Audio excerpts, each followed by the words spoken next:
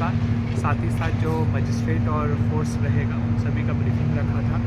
उनको कल जो काउंटिंग का पूरा प्रोसेस है उसके बारे में उनको समझाया गया, जो डूज़ एंड डोंट्स है उसके बारे में बताया गया। यह बताया गया कि उनकी क्या रिपोर्टिंग टाइम होगी, साथ ही साथ किसी को भी अंदर जो है कैंपस में काउंटिंग सेंटर के मोबाइल लेकर के आना अलाउड नहीं रहेगा, कोई इलेक्ट्रॉनिक डिवाइसेस लेके आना अलाउड नहीं रहेगा, ये बताया गया। साथ ही साथ वो अपने रिस्पेक्टिव काउंटिंग हॉल्स में बैठे, जहाँ पे आरओज़ ने भी उनकी ब्रीफिंग की और पूरा जो काउंटिंग प्रोसेस है उसके बारे में उनको बताया गया कि किस तरह से जो है चेक करना है ईवीएम में जो डेटा आएगा, उसके बाद किस तरह से जो है उस डेटा को आरओ टेबल पे भेजना है, आरओ टेबल पे किस तरह से उसका जो है सो एडिशन काउंटिंग किया जाता है और किस तरह से रिज़ल्ट वगैरह डिस्प्ले होगा, सभी को जो है डिटेल में है ब्रीफिंग की। मोबाइल फ़ोन्स के अलावा और भी कुछ डू एंड डोंट्स बताए? हाँ, मोस्टली देखिए हम लोग का यही रहता है कि जो इलेक्ट्रॉनिक डिवाइसेस है उसकी एंट्री प्रोहिबिटेड रहती है, तो वो उन लोगों को बता दिया गया है कि मोबाइल फ़ोन्स लेकर के नहीं आएंगे। साथ ही साथ जो काउंटिंग के समय भी जो कई तरह की परेशानियाँ आती हैं उसके बारे में भी बताया गया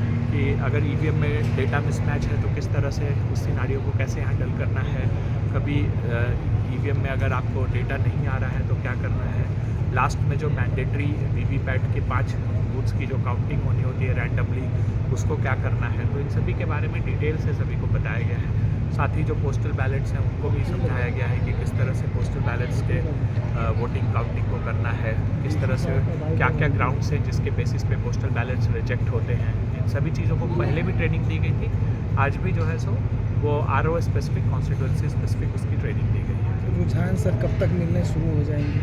देखिए नॉर्मली 8 बजे से जो है सो मतगणना का कार्यक्रम शुरू हो जाएगा और पहला रुझान मुझे लगता है कि करीब 1.5 घंटे बाद 9:30 बजे अप्रॉक्स के आसपास से फर्स्ट राउंड के जो रिजल्ट्स हैं वो आने शुरू हो जाएंगे। पॉलिटिकल पार्टीज़ के जो एजेंट रहेंगे उनके लिए भी कुछ इंतजाम किए गए हैं? हाँ, काउंटिंग एजेंट्स के लिए उनके लिए सेपरेट एंट्री रहता है, तो उनको पासेस निर्गत किए गए हैं, उनको भी सेम डायरेक्शंस हैं कि वो किसी भी प्रकार के जो हैं सो लेकर के नहीं आएंगे इलेक्ट्रॉनिक डिवाइसेस, और अंदर में वो आएंगे उनके लिए डिमार्केटेड जगह बनाया गया है जहाँ पर वो काउंटिंग को सुपरवाइज कर सकते हैं, देख सकते हैं।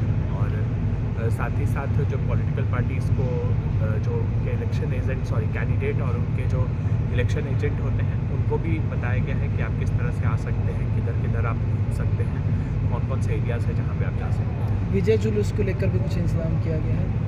हाँ, जो बाहर में चूँकि काफ़ी एक बड़े संख्या में लोगों के इकट्ठा होने की भी संभावनाएं होती हैं, तो उसको लेकर के ट्रैफिक व्यवस्था जो है उसको भी थोड़ा बदलाव किया गया है। और साथ ही साथ जो इम्पोर्टेंट पॉइंट्स होते हैं जैसे फिराय लाल चौक हो गया, राजनीतिक पार्टियों के जो दफ्तर कार्यालय हो गए, वहाँ पर भी फोर्स और मजिस्ट्रेट का डेपुटेशन किया गया है। कुछ अलग जानकारी आप देना चाहें जो राजधानी वासी के लिए कार्रवाई कर सकें? जानकारी में यही है कि कल का दिन जो है सो बहुत इम्पोर्टेंट है और जो मोस्टली जो है जो इलेक्शन कमीशन के जो वेबसाइट्स हैं उस पर इंफॉर्मेशन पे हम लोग को रिलाई करना है। मिस इन्फॉर्मेशंस अगर कहीं पर भी किसी प्रकार का चलता है तो तुरंत प्रशासन को उसके बारे में बताएं और प्रशासन से उसकी जानकारी लें। थैंक्स।